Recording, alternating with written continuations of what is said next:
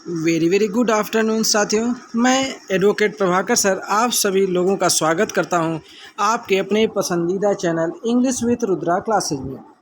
तो साथियों, आज जो हमारा टॉपिक है वो है संवैधानिक विकास, जिसमें आप सभी लोग act of settlement 1781, charter act 1833, charter act 1793, charter act 1853, Pitt's India act 1784, इन सारे एक्ट्स के बारे में आप स्टडी करने वाले हैं।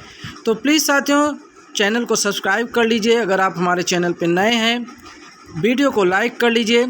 और ये सभी ग्रुप के, चाहे वो आरआरबी की परीक्षा दे रहे हो, एनटीपीसी हो, एसएससी, सीजीएल, कोई भी यूपीएससी हो, पीएससी हो, यूपीएससी हो, कोई भी परीक्षा आप दे रहे हो, सभी के लिए बहुत ही उपयोगी है। तो साथियों, चलिए बिना कुछ पल गंवाए आज की क्लास को स्टार्ट करते हैं। तो चलिए देखते हैं कि आज आप लोग क्या सीखने वाले हो। तो चलिए पहले बात करेंगे अपने संवैधानिक विकास की। इसको थोड़ा सा जूम कर लिया जाए कि संवैधानिक विकास में आप क्या सीखने वाले हैं। तो संवैधानिक विकास क्या कहता है कि ईस्ट इंडिया कंपनी, सबसे पहले तो आप जान लीजिए कि ईस्ट इंडिया कंपनी की स्थापना कब हुई थी। तो ईस्ट इंडिया कंपनी की स्थापना 1600 ईस्वी में हुई तथा भारत में व्यापार की अनुमति, देखिए क्वेश्चन तो आपका यही इम्पोर्टेंट बन जाता है, लेकिन ये थोड़ा सा इजी क्वेश्चन होता है, ये सभी बच्चे इसको याद किए रहते हैं। तो बात करते हैं कि इसकी अनुमति कौन दिया। भारत में जो व्यापार की अनुमति होती है वो महारानी एलिजाबेथ द्वारा 1600 ईस्वी में ही प्रदान किया गया था। ठीक है, इन्हीं की देख रेख में ईस्ट इंडिया कंपनी की स्थापना किया गया था। कंपनी के कार्यों को, जी हाँ, जैसे कि कंपनी क्या कार्य करना है, उसको कैसे वो जो है अपने सारे रूल्स रेगुलेशन को कैसे फॉलो कराते हैं, उनको नियंत्रित करने के लिए कुछ अधिनियम यानी रूल्स ब्रिटिश सरकार द्वारा बनाए गए। अर्थात ब्रिटिश सरकार ने भारत पे व्यापार करने की जो अनुमति महारानी एलिजाबेथ द्वारा 1600 में प्रदान किया गया था, उसको चलाने के लिए ब्रिटिश सरकार ने कुछ रूल बनाए, जो कि आप उसको पढ़ने वाले हैं। देखिए, सबसे पहले अगर बात करें तो पहला जो नियम बनाया गया था रेगुलेटिंग एक्ट, जी हाँ, जो कि 1773 ईस्वी में इसको बनाया गया। और इसमें क्या है, आपने देखा कि ईस्ट इंडिया कंपनी के कार्यों को नियंत्रित व नियमित करने हेतु ब्रिटिश संसद द्वारा उठाया गया पहला कदम था। जी हाँ, तो पहले तो आपको ये डेट याद कर लेनी चाहिए कि रेगुलेटिंग एक्ट कब पारित किया गया। तो रेगुलेटिंग एक्ट 1773 ईस्वी में। मोस्ट इम्पॉर्टेंट क्वेश्चन साथियों यही है कि रेगुलेटिंग, बहुत बार क्वेश्चन पूछा गया है। और इसका क्या उद्देश्य था, तो याद रखिएगा, कंपनी के जो कार्य थे, जी हाँ, ईस्ट इंडिया कंपनी के जो कार्य थे उनको नियंत्रित करना और नियमित करना, दो चीज़ें याद रखिएगा। नियंत्रित करना यानी कि उस पर नियंत्रण कैसे पाया जाए और उसको कैसे रेगुलर किया जाए, नियमित किया जाए, ये पहला था। ठीक है, बात करते हैं इसके दूसरे। बंगाल के गवर्नर को बंगाल का गवर्नर जनरल बनाया गया।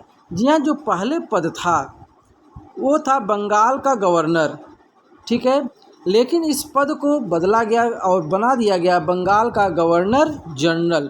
जी हाँ, इसी पद को चेंज कर दिया गया और उसमें जनरल शब्द जोड़ दिया गया। जनरल शब्द क्या कर दिया गया, जोड़ दिया गया, तो बंगाल का गवर्नर जनरल हो गया। ठीक है, चलिए बढ़ते हैं नेक्स्ट पॉइंट की ओर।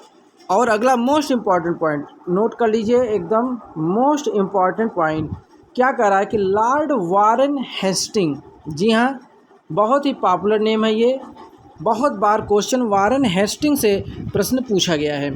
ये कौन थे, बंगाल के प्रथम गवर्नर जनरल। याद रखिएगा कि प्रथम गवर्नर जनरल, बंगाल के प्रथम गवर्नर जनरल कौन थे, वारेन हेस्टिंग। याद रखिएगा, बहुत इंपॉर्टेंट क्वेश्चन है। चलिए दूसरे पॉइंट की ओर आगे बढ़ते हैं, इनको नोट कर लीजिएगा। गवर्नर जनरल के लिए एक कार्यकारी परिषद की स्थापना किया गया।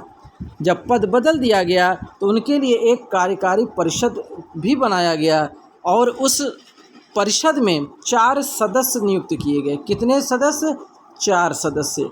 याद रखिएगा, 4 सदस्य नियुक्त किए गए और इसमें कोई अलग से विधान परिषद नहीं थी, क्योंकि ये कार्यकारी परिषद थी और इसमें 4 क्या थे, सदस्य बनाए गए थे और इसमें कोई भी विधान परिषद अलग से नहीं जोड़ा गया था। अगला पॉइंट है कि बम्बई व मद्रास के गवर्नरों को, यानी कि चाहे वो बम्बई के गवर्नर रहे हों चाहे मद्रास के गवर्नर रहे हों, उनको बंगाल के गवर्नर जनरल के अधीन कर दिया गया। जी हाँ, अर्थात ये बम्बई के जो गवर्नर थे और मद्रास के, इन दोनों को मर्ज कर दिया गया, किसमें, बंगाल के गवर्नर जनरल के अधीन कर दिया गया, अर्थात इनका पद हटा दिया गया या फिर ये बंगाल के गवर्नर के अंडर में काम करने लगे। अगला है मोस्ट इम्पॉर्टेंट क्वेश्चन, इसको भी आप नोट कर सकते हैं साथियों। फोर्ट विलियम यानी कलकत्ता में 1774 में सर्वोच्च न्यायालय की स्थापना अपेक्ष शीर्ष न्यायालय के रूप में की गई। तो मोस्ट इम्पॉर्टेंट क्वेश्चन है कि कलकत्ता में, कहाँ साथियों, कलकत्ता में 1774 में सर्वोच्च न्यायालय की स्थापना किया गया। ठीक है, सर्वोच्च न्यायालय का मतलब समझ रहे हैं ना। जी हाँ, सुप्रीम कोर्ट, किसका, सुप्रीम कोर्ट का। आगे बढ़ते हैं अपने अगले पॉइंट की ओर। अगला पॉइंट क्या कहता है, एलिजा एम्पे। जी हाँ, जब सुप्रीम कोर्ट के निर्णय मतलब बना दिया गया तो एलिजा एम्पे देश के प्रथम मुख्य न्यायाधीश थे। Most important question, Elijah Impey, बहुत अच्छा क्वेश्चन है साथियों, नोट कर लीजिए। एलिजा एम्पे देश के मुख्य न्यायाधीश थे। इनके साथ ही साथ 3 अन्य न्यायाधीश थे। जी हाँ, ये मुख्य थे, यानी चीफ जस्टिस, इनको क्या बोला जाता है, चीफ जस्टिस। ये चीफ जस्टिस थे और इनके साथ में 3 अन्य जस्टिस थे। कौन कौन, Lord John Hyde, Lord Robert Chambers, Lord Stephen Caesar Lemaitre, ये तीनों, और ये एलिजा एम्पे, इनको ज़रूर नाम नोट कर लीजिएगा कि चीफ जस्टिस कौन थे और जस्टिस 3 कौन थे।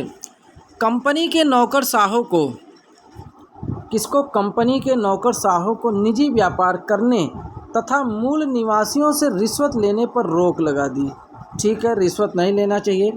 राजस्व कार्यों के लिए कोर्ट ऑफ डायरेक्टर, जी हाँ, कोर्ट ऑफ डायरेक्टर्स की स्थापना किया गया। किसकी स्थापना किया गया, कोर्ट ऑफ डायरेक्टर, जिसमें 24 सदस्य, हाँ ये देखिए आपको आगे दिख भी जाएगा, जिसमें 24 सदस्य, कितने सदस्य थे, कोर्ट ऑफ डायरेक्टर के, जिसमें 24 सदस्य थे। फिर अगला पॉइंट है, ईस्ट इंडिया कंपनी को 20 वर्षों के लिए, कितने वर्षों के लिए, 20 वर्षों के लिए व्यापारिक अधिकार दिए गए। ठीक है साथियों, इतने तो आपने फर्स्ट एक्ट में पढ़ा। तो साथियों, आज की क्लास हम यहीं पर जो है यहीं तक रखते हैं और हमारा जो अगला एक्ट है हम आपको पढ़ाएंगे वो है पिट्स इंडिया एक्ट 1784, और आप इसमें भी मुख्य बिंदुओं को नोट कर लीजिएगा। हमारी जो कल की क्लास होगी वो यहीं से स्टार्ट होगी, पिट्स इंडिया एक्ट। तो इसके लिए तैयार रहिएगा कल की क्लास के लिए। आज बस इतना ही। आप कमेंट के माध्यम से ज़रूर बताएं कि आपको हमारी ये क्लास कैसे लगी। जय हिंद, जय भारत।